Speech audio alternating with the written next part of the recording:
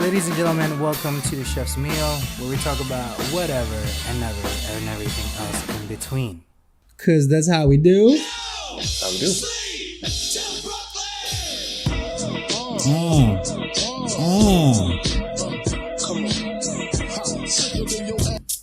Now, rush out in the building. Welcome to the Chef's Meal. My name is Casey.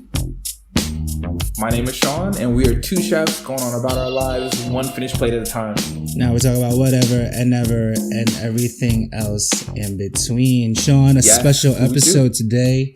Special episode, but I got a question for you. I'm cutting you off again. Oh. Let's do this. I'm ready. Okay. Because we're not going to do a Tech Tuesday, but I got a question for you. Are there any video games or movies that you specifically think of when it comes to the holidays? Movies right away, Die Hard. Really? Okay. Mm-hmm. I don't know why, because so I came here December 15th, 97, right? And the first movie I actually saw during that time here in the States was Die Hard.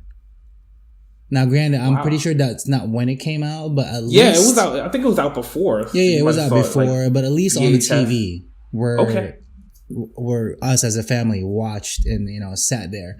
It was Die Hard. And I'm like, this is a Christmas movie? And I was like, this is like a classic. People debate it. Okay. Yeah, people debate it. I mean, I think it takes place during Christmas in the film. And the film, yeah. So at least for me, was Die Hard. And then when I was a little older, Christmas Vacation was amazing. Okay. Sure. And then after that was it. So those are like the two main go-tos. And then in college, my favorite Christmas film all the time is Elf. Shout out to Elf. Love Elf. Yeah. Love it. Do you know that scene where he gets hit by the car? Yeah. I could not stop laughing. Sean, I swear to God, I saw that first and I was like, what the hell is just happening? Because, it's panning up New York City. You just kind of go, and he's walking, and all of a sudden, boom, gets hit by a taxi, and he's like, what's going on? And, New York City, nobody cares. Just kind of goes around. So to me, that was hilarious. And I actually know the street that they were in, because you probably remember too, if you can just kind of recall. But that was, oh my God. And then they filmed it at the infamous FAO Schwartz. Yeah. Also, shout out to FAO Schwartz. I don't know. I don't think it's still around, but I remember it might be actually. That is a holiday memory.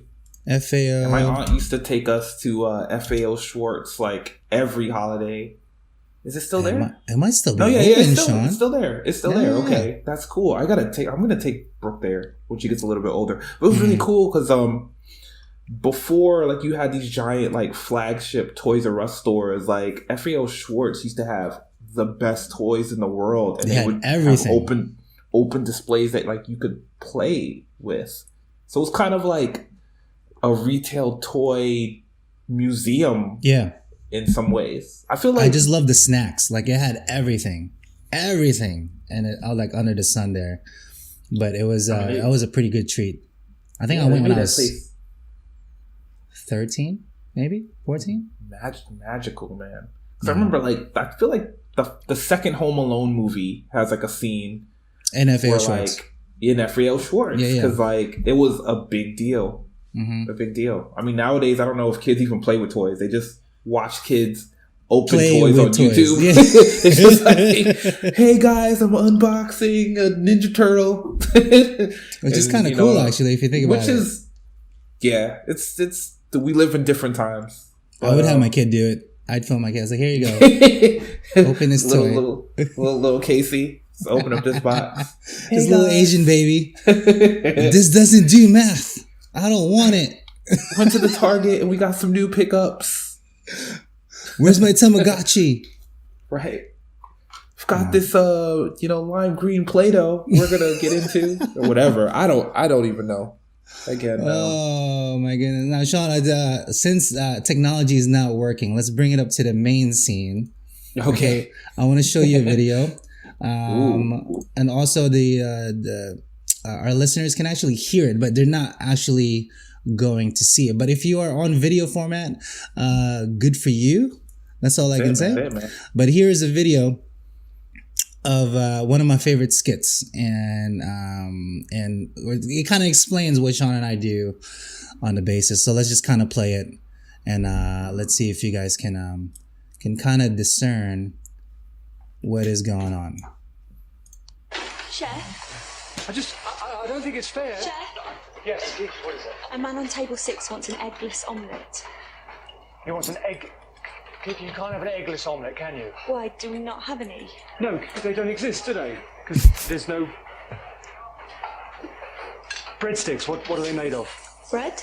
Bread, very good. Okay, take away the bread, what are you left with? Sticks? No.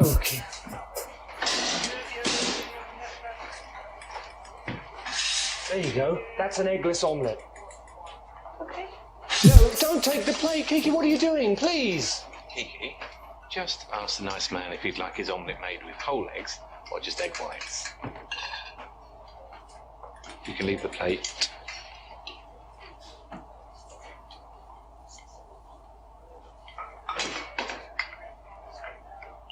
There you go. Correct.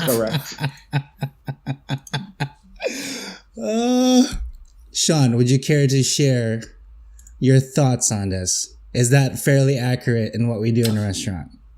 Sort of. It's definitely, it was a little bit more accurate before we had the menu change. Yes, because like in our restaurants, like the menu changed, I don't know what, twice, 6 months ago. Mm-hmm. Right. And at that point, they kind of streamlined like the options and kind of guided the guests toward like certain side pairings. And this doesn't mean that like if you're asking, you can still make some substitutions, but that's like cut down significantly. But before that, man, I mean, you would get all sorts of requests that kind of belied physics and time. It's like, what? and you know, so as a chef, like I think for the most part, you want to try to like stretch your creativity to make something happen, but other times, man, it's just like you're just like, wait, what? Yeah. Those are like the fun things that we encounter at the restaurant. Now, granted, they are poking fun at some aspects of the restaurant. Not all servers are like that, or not all chefs are like that either. But that is a good, and I don't want to say good, but it's kind of like a demeaning kind of response to it. That is a fairly accurate representation of what we kind of go through on a daily basis with insane requests from guests. And more so, like you've had the pleasure of having the grilled kale debacle at our on our end. Do you want to share that really quickly if you can summarize it? I feel like statute of limitations is run up on this one. By the time this episode airs, your restaurant won't even exist. So I'll get into it. They don't know. It's just a guess, Sean, that they want grilled kale. That's all. No problem. But here's the story. Quick story. We were running a tuna feature that featured some grilled bok choy that had like a soy ginger glaze, right? And it was sold really, really well. And, you know, we were having people come back to get it. And I guess this particular guest had come back and we had moved on to a different feature. And I knew for sure this is what they wanted. So they put in an order, you know, for something else. And they're like, yeah, and we'll take grilled kale. And, you know, the server comes back to me and I'm like, are you sure that they want grilled kale? Because, you know, kale is not going to hold up to the intense heat of the grill, right? So they go back out to the table and the chef's like, whoa, you know, did you actually want grilled kale? They're like, well, we were here last week and we want the grilled kale. And the server comes back again and it's like, yeah, so they really want the grilled kale. And I was like, and they said they were there last week. I was like, well, we had bok choy. Just ask them if they'd like bok choy. So they go out to the table and then the guest is just like, I don't want bok choy. I want kale. I'm a kale expert. This is what I want. So I'm just like, oh, okay. I'm like, well, I know they want the bok choy. Like, I know that's what they want. But they asked for the kale, and I'm like, I can't argue with a kale expert. This is the first and only time I've ever heard anyone ever been called this or decide to call themselves that. So I'm like, all right. So we make them their dish. You know, we grill some kale, and of course, it like almost turns into like cinder. Like as soon as because it's not designed to be cooked. You know, and at the same time, I also make the bok choy. The bok choy, like, because I'm like, this is gonna go out. They're not gonna want this. This is the thing that they want. Like, I know this, so I'm like, all right, you know, you can bring this out to the table. You know, they are kale experts. Sure enough, it gets to the table. They're just like, what is this? This is not kale. And immediately, it's like, as they're coming back, I just hand the bok choy to the front of the house manager. I'm like, please bring this to the table, you know, and explain that, like, this was, you know, what was on the feature last week. You know, the chef believes this is what you were looking for. Sure enough, they bring the bok choy to the table, and they're like, yeah, this is the grilled kale I was talking about. We're just like, okay, all right. They win. They do win, you know. They win. Or the adage is the customer is always right, and no one's even right though they 100% don't of the think time. it, and that's where it's. I think I don't know. Someone better than me once said, "You can be strong and you can be wrong, but you can't be strong and wrong." Correct. Right? Like, correct. You can choose one. It's probably best to be one or the other, and you know, open yourself up to realizing that you might not necessarily have all the information all the time. And yeah, also I think sometimes you might want to just open up your smartphone and cross-reference, which because look, there's again, even though we're in this field, there's a lot of times I'll go to a restaurant and literally have no idea what I'll look something it up myself. is. Absolutely. Right. And I'm just like, all right, well, let me at least get an idea of what it is or how it would be cooked. And again, sometimes we go out to dinner with my wife and their friends, and they expect you to be the culinary expert, and I'm just like, yeah, I got 7 years of experience in this. Like, there's a lot that I understand, but a lot that I definitely don't understand. So I'm not bashful. I'm gonna be like, hey, what is open this? up your phone, go to your big sister Google. She generally can point you in the right direction, and go from there. And I think it's better just to be honest when you're not 100% sure, and try to find the right answer, and then go from there. But shout out to that kale expert. If you're listening, we love you. Please come. We back. love you. Okay. My restaurant is still open, so if you'd like you to, know what? Maybe it's I got some bok choy for you. Maybe it's in the same family. I don't know. I haven't looked it up entirely just yet. I don't know exactly what family it's in, but maybe I'm gonna look it up in a little bit. But for everyone else in the business, that is hilarious. That's funny. Okay, we get a certain joy out of this, and that's what I kind of wanted to share, just ever so slightly. It makes our lives ever more interesting.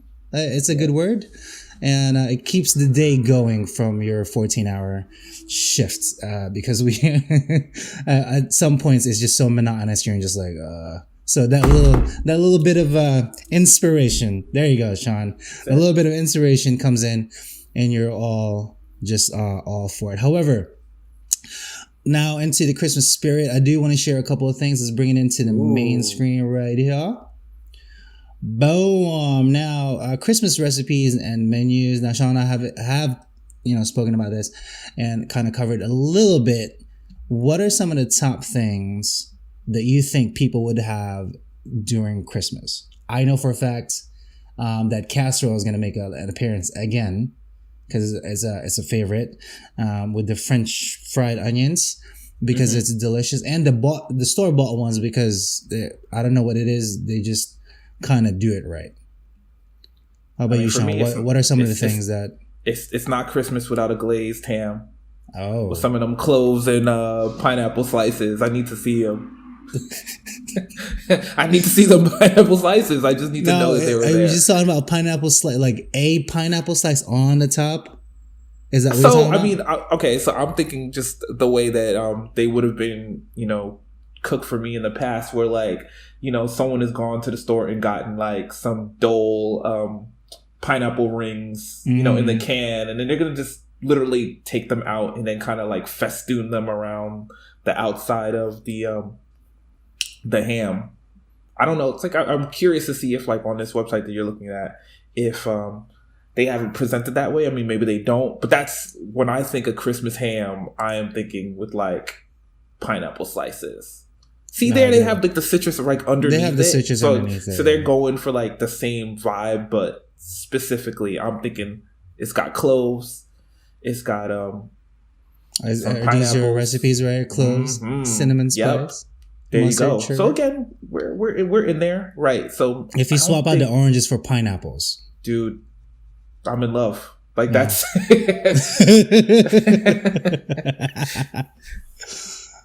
I dig it. I don't say never, but we don't usually do glazed ham. Say, why is this heart thing keep on going? What is going on? I'm not even pressing anything. My mother do like the standing rib roast. So if I were to go over, or rather, we are going to go over for Christmas. I'm expecting this from her, and I'm expecting me to cook this for her. And I'm expecting me to mess it up somehow because she doesn't know what mid-rare is or medium. So for her, mid-rare is like mid-well done. Okay. And well done is like just about over medium. So like I can't do it.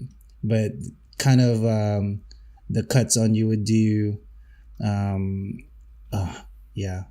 don't really eat meat anymore. So it's for me, I'll pass. However, let's talk about some sides, Sean. Like I said, the casserole will always make its way into the table because it's a classic.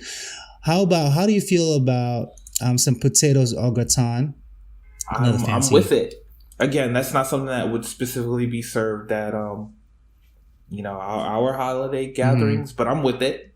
I can make some room for some cheesy potatoes.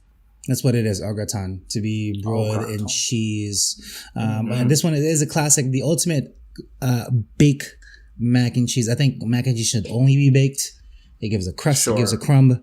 That's my favorite. I think it's just the texture, Sean. Like, I love the taste of it. I do.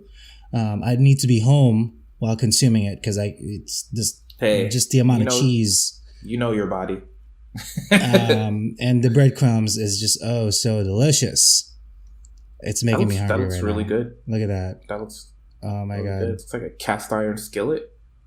I think it's the same one that we have at the restaurant. This one goes with panko breadcrumbs, cheese, garlic, onion, mustard, pretty much standard. Mozzarella for the stringiness. Some milk for your roux, butter, flour, and then absolutely your macaroni morsels. We can essentially go through how to make it, but I'm pretty sure everybody by now knows how to make mac and cheese, right? Sorta. I'd hope so. Yeah. We'll go through it on a different one. How do you think about some glazed, or should I say braised, veggies? Do you do braised veggies for your for Christmas? We do. I mean, there'll be braised greens, braised collard greens for sure. Nothing like roasted butternut squash or some root veggies, Really, I mean, in terms of root veggies, there will be some sweet potatoes, some yams. It's gonna be some mashed potatoes, but and that's what's interesting about like the holidays. It's like you have all these subtle variations on the same stuff that just kind of play up to your cultural proclivities, man. Like it's interesting. I don't know why I'm clinging to this. I hate Brussels sprouts, but this kind of looks okay. Crispy Parmesan roasted Brussels sprouts, addictive. I'm sure that's okay. Good. It looks all right. It looks promising. It's just what? Roasted Brussels with Parmesan on it? pretty much. A little boring, but simple is best. Yeah. And then some salad. Do you guys do salads? Yeah, of course. I mean, generally, like, but then I would say nothing as I'll say as fancy as what we have there, but there's definitely gonna be like, you know, a house salad with cucumbers and. This is my favorite salad. That looks really good. Yeah. Something about walnuts and apples and cranberries that just jive all so well together with just whatever vinaigrette you toss on it. Specifically though, like a lemon vinaigrette, meaning just lemon and oil, salt, pepper, mix it together. And then you're good to go. And this just makes my heart sing. I love the look of it. I love the taste of it. Like I know, like I can taste this looking at it. Like just it kind of ingrained into my brain. I do this salad for my mother. She loves it. She also does like a Cobb salad, which I hate. But it's okay. And however, my 2 cents for to my mother's house and to Caitlin's family when we go over for Christmas, I'm making bread for them. So I'm making like maybe, I don't know, 6 loaves of sourdough or something for them. So that'll be it's like, here you go, Merry Christmas, fresh baked bread that day. So I'm gonna be a busy guy altogether. So I'm excited. Oh, for sure. I mean, you have something there that's definitely a staple. There's the cornbread. The cornbread. You've made this quite a few times at the restaurant. Oh yeah, of course. That is a comfort meal for me. You know? Some muffins. There's a couple ones where it's like the pull apart breads, which is kind of cool. Yeah, that looks cool. Have you ever made those? I have, and it's not delicious. it's not that hard. It's just you need a pretty good loaf that can support itself. So if you bought like a halal bread, and then you make slices and then put the cheese in it, bake it. That's essentially what it is. It's pretty cool. And just kind of to finish, what are some of the desserts that you look forward to for Christmas? Dude, give me a nice slice of chocolate cake. There's always room for some rum cake. Oh, okay. Yeah. Do you guys do flan at all? We don't. So we don't do flan, but I wouldn't be surprised if like I ended up at someone's house who did a flan. Because I do flan. Because like flan, like I would say, like to me at least, flan is definitely like more of like a Hispanic influence, and across the cultural spectrum of like my family, that's not as significant as of yet. But I've definitely been to like friends' houses where like it's like, oh no, we need the flan. There's better be some coquille moving around here, you know. Yeah, you gotta get ready. I love flan. I love chocolate cake. I am allergic, but I will still eat it. Hey man, I will pay for it. I'll have that slice for you, brother. Yeah. My brother too. Like he would eat this, but we both need to be at the house because one, he will get migraines from chocolate. Oh wow. Yeah. He's pretty worse off. I would get severe pimples. Like it would just pop up everywhere, so I can't consume it. For some reason, it's the percentage of chocolate that messes with my skin. For some reason, anything higher anything higher than 66%, which is melting chocolate, for like decoration or like mousse, aka dark chocolate, I'm okay with. I don't break out as much, but if it's lower than that, this would be a mess. So I can't do it. I know I'm allergic, but not so much allergic that I can't consume it, but allergic enough that I try not to have it all together. But that is it. That is our Christmas special. Yeah. Hopefully everyone has a good holiday, whatever you kind of go into. Yeah, you exchange some cool gifts. You know, you got some cool stories, play some cool games. Video or otherwise. And a good time to kind of reflect on what this year was to you and yours. Kind of game plan for next year. 2020, clear vision, guys. Yeah, it's always good to reflect. I call it. Reflecting is good for anything because it helps you grow, in my opinion. If you don't take the time to reflect, I don't think you would proceed as great to essentially learn from your mistakes. So I've always jotted down my mistakes at the restaurant. What could be better that week, or what could be better that day. That way, when we come about it the next year, I have notes on it. Kind of like your format on what happened that year. You know, I like to take notes. on my phone too, just like little messages. Like, what was it? The other day, we had 2 call outs. I didn't have a dishwasher nor one line cook, so that left me with myself and 2 others on the line, and we had to do everything. So my note was, you idiot, make sure you have 2 dishwashers. You know? Yeah.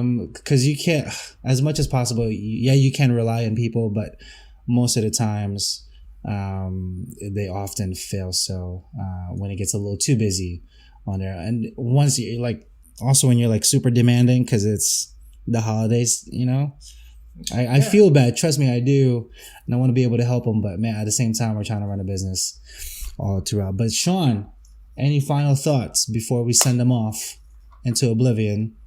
Yeah. Again, to everybody, Feliz Navidad, Merry Christmas. Happy Boxing Day, Happy Hanukkah, you know, Kwanzaa for those who celebrate that, you know, have a good new year. Hopefully we'll see everyone, and you guys, you'll be listening into the new year, and you'll continue to grow and support us. Yeah. Feliz Navidad. Feliz Navidad. Feliz Navidad. I think I forget what skit I saw that, and it was some white guy trying to say it. It was hilarious. I couldn't understand what he was trying. I was like, oh, he's saying Feliz Navidad. I was like, what's going on with that white boy accent? We are out, ladies and gentlemen. Nothing too crazy. And that is all we got for the year. We will see you January 2020 with some new things and some new effects, let's just say. And so, one final thing for you. So, as you know, that I got a ticket for the move over violation, right? Yeah, so how'd that go? And I'm supposed to go next Monday, the 23rd. But it's December 23rd. It's Christmas week. So, in the mail yesterday, guess what I got, Sean? They say, hey, man, case is closed. You're good to go, buddy. January 7th. Oh, yeah. Well, again, the judge doesn't want to be there. The police officer doesn't want to be there. No one wants to be there. You don't want to be there. Yeah, but like, sure, is there like a thing? Can somebody help me out? If you were a lawyer or something? Or maybe my lawyers aren't telling me anything. They're just like, they keep removing. There has to be a limitation to it. You can't just keep. I don't know. Pushing the process, especially when I would assume that, like, I don't know, what's the damage on this ticket actually looking at. I mean, like, if you had to just pay it, if you had to get fined and get and pay it, I don't know, $1,000. I have no idea. Because like it would exponentially increase your insurance, your car insurance. So that's like I get that. That's like, yeah. But like if you could just like pay it, I don't know, maybe $1,000 if that. But like I don't have that. No, hey, look, dude. Really? Like, I mean, I know, but I'm just saying, it's just, you would think at some point they would just be like, oh, okay, right, how. Because I'm sure there are limits as to how many times you could push this thing forward, right? Yeah. So I don't know. Maybe if you guys know something that my lawyers don't, help me out. AskChefSalty@gmail.com. You can find stuff. You can find Sean over there at MetroCard X. That's me. On Twitter. You can find all these episodes right here at Chef Salty Pork Podcast. And let's bring it to main screen real quick. Right here at patreon.com/porkandwine gives you all the extra tidbits. I actually have, I don't know why I'm speaking really fast, but I actually have some tickets at the restaurant, the same likeness as the kale expert from our other episode. Some fun things there. I'm telling you, all the weird people come out during Christmas time, and it's fun for me. It's fun for the entire kitchen. We do have a laugh at it, but in good fun. We're not trying to jeer, sorta. And then Chef Salty Pork Podcast, you can find us all out on Anchor, on Apple, on Spotify, everywhere you can stream your media. But other than that, ladies and gentlemen, it's been a fun year. Sean, to more stuff, and hopefully we can get like a third feed of somebody. Like if we're doing like an interview, that'd be pretty cool. That would be cool. I don't know where they would fit. Would it be? Well, I mean, we would. Yeah, like somewhere. Will we put them in the middle? We just bash them right in between us. Thinking that to come But, over like- here and sit right next to me. I think I can make these like I can see like I can make them. Oh, you're blowing. Is my that too mind. much? Is that too much right there? Because like I can essentially move us around like that and fit them like right here. We're gonna have 15 floating heads like CNN election coverage. Oh my god! All right. Other than that, guys. Peace out, internet.